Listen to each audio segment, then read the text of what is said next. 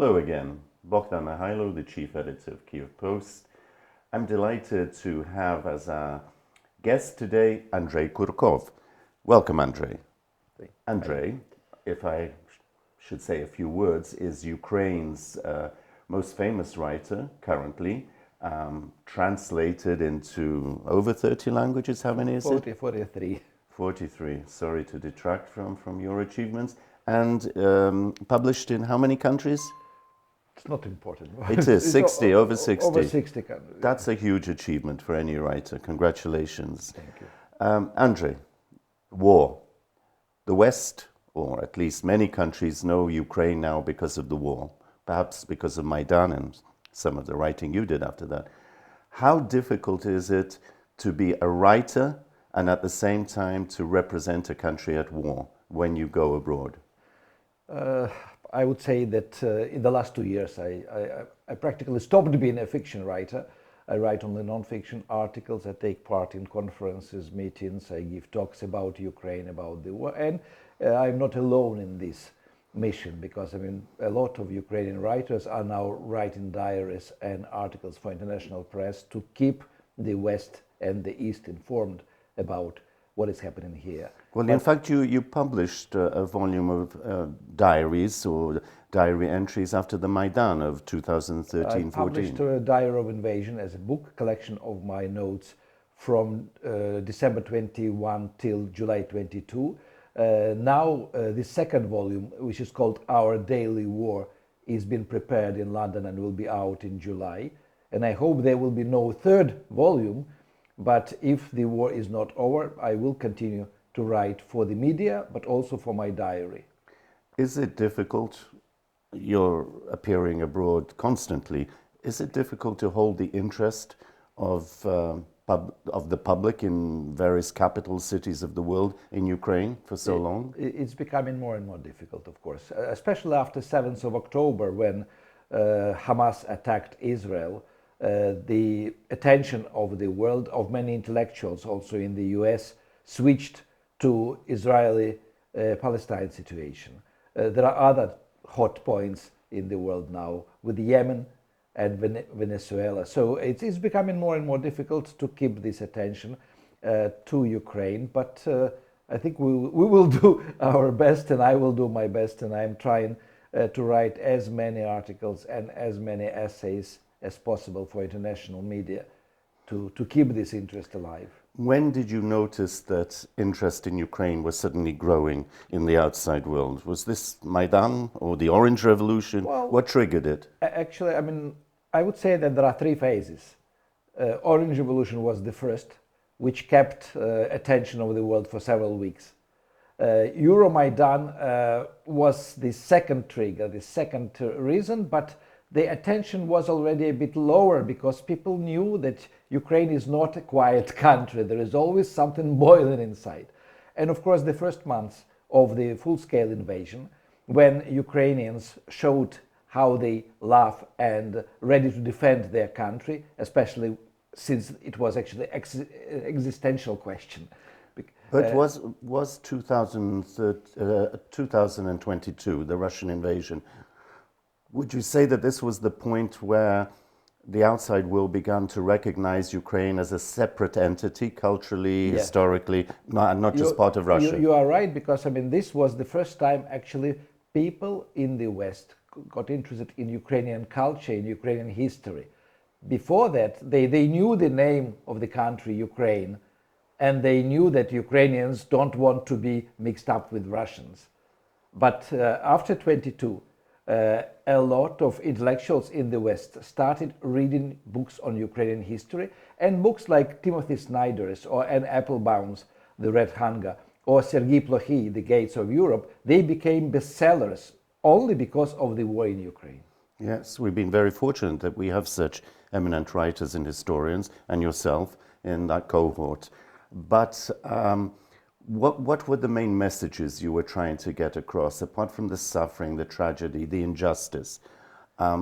Were you trying to assert Ukraine's rights, sovereignty, its place within Europe or the democratic world? Well, Ukrainian history is not part of Russian history. It's part of European history.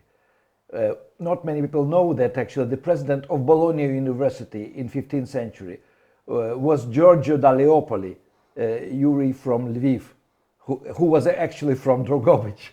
So, I mean, Ukraine had ancient connections with Europe which were forgotten, and now actually Europeans are rediscovering Ukrainian history. For Ukrainians, it's actually very important to stress, to underline that Ukrainian history is a separate issue and it should be studied separately from Russian history. Yes, for too long there was this Russocentric approach in Western universities, etc.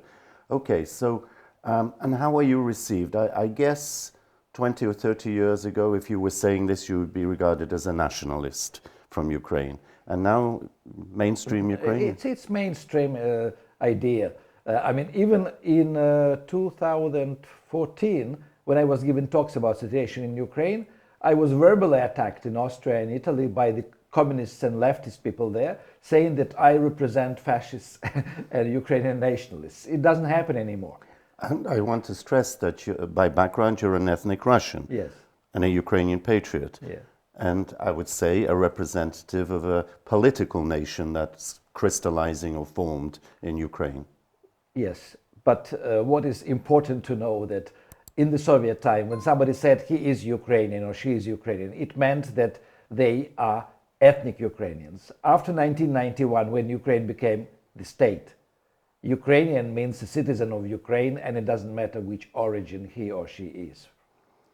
I wanted to ask you if this notion of Ukraine as a conglomerate of all the various citizens of different ethnic origins, a Jewish origin president, Russian-born writers, a former foreign minister, now we have a commander-in-chief all of a sudden that was also from a Russian background. Has that registered, or is this propaganda from Moscow about the so-called Nazis that are still the Nazi regime in Kyiv?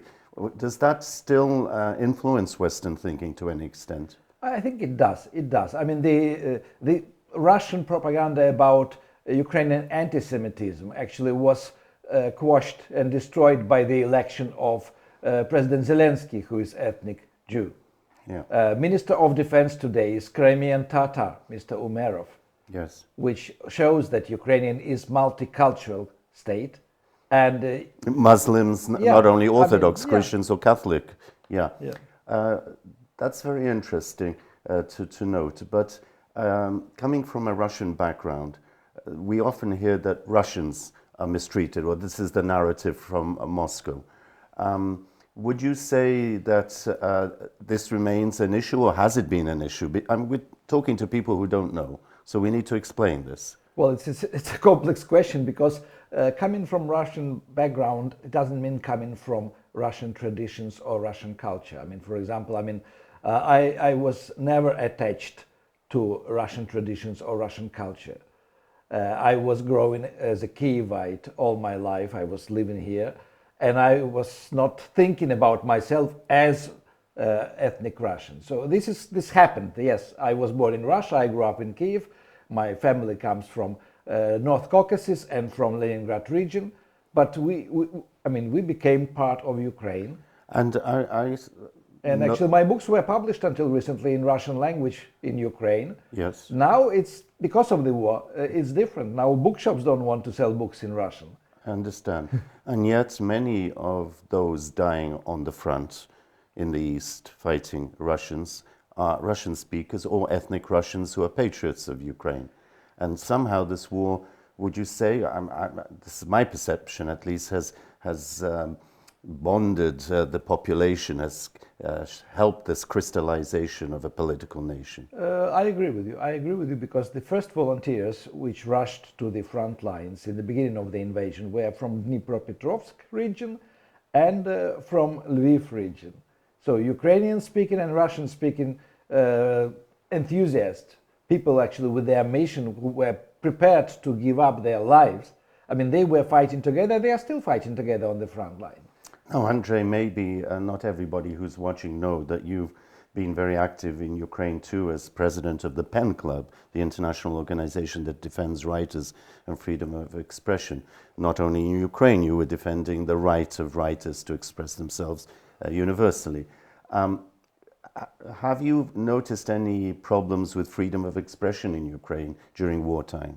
Well, I was president until 2022, and I should proudly say that we had never actually experienced censorship after 1991 in Ukraine. I'm talking about writers. Journalists had their problems with politicians and with political parties, but writers never had problems with censorship, and I hope they will never have. Even now, in the wartime, actually, there is no censorship, neither officially nor unofficially. The writers are also soldiers on the front. They are writing books about their participation in the war, and nobody censors these texts. They are published as they are written. Andrey, we're running out of time for this first discussion.